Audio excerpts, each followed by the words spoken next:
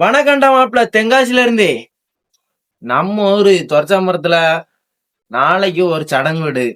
அதனால நம்ம இன்னைக்கு காலையில பாட்டு படிச்சது நைட்டு 9 மணிக்கு தான்.